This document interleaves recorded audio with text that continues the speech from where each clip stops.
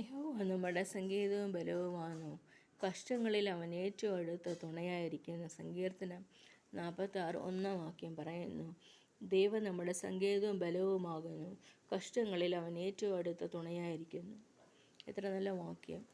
കഷ്ടങ്ങളിൽ തുണയായിരിക്കുന്ന കർത്താവ് നിനക്കായി കരുതും, അവൻ നല്ല ഓഹരി. കഷ്ടങ്ങളിൽ നല്ല തുണ നല്ല പാട്ടുണ്ട്.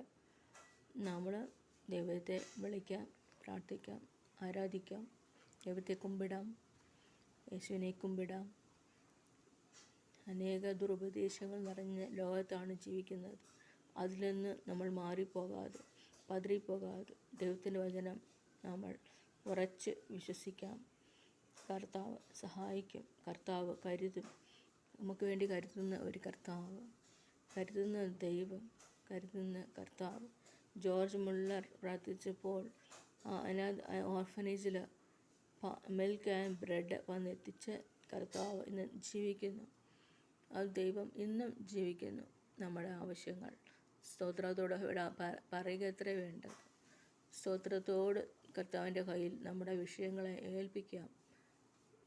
മറ്റുള്ളവരോട് പറഞ്ഞാൽ അവർ ചിരിക്കത്തേ ഉള്ളൂ, പ്രാർത്ഥിക്കാറില്ല.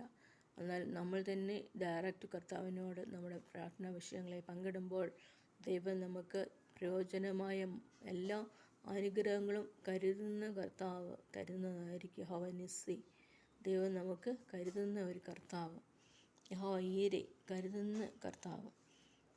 യഹോവ ഷമ്മ, നമ്മൾ കരുതുന്ന ഒരു കർത്താവിനെ നമ്മൾ വിളിക്കുന്നു. കർത്താവ് നമുക്ക് വേണ്ടി കരുതുന്നു. നമ്മൾ ഒന്നും പ്രാപിക്കാൻ ശ്ലാഘ്യമില്ലാത്ത സ്ഥാനത്ത് ദൈവം ഉയർത്തി കർത്താവിൻ്റെ വചനം പറയുവാൻ, ഘോഷിക്കുവാൻ, പാടുവാൻ തന്ന ദൈവത്തിൻ്റെ കൃപയെ ഓർത്ത് കർത്താവിനെ സ്തുതിക്കുന്നു.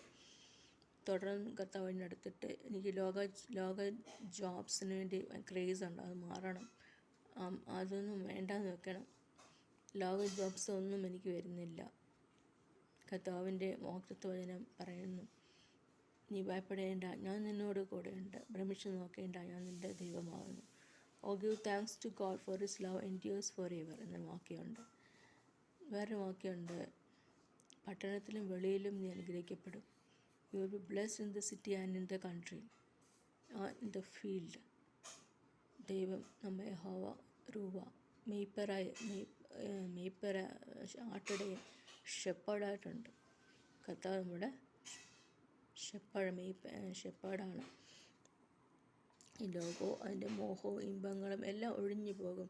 ദൈവഇഷ്ടം ചെയ്യുന്നവൻ എന്നേക്കും നിലനിൽക്കും.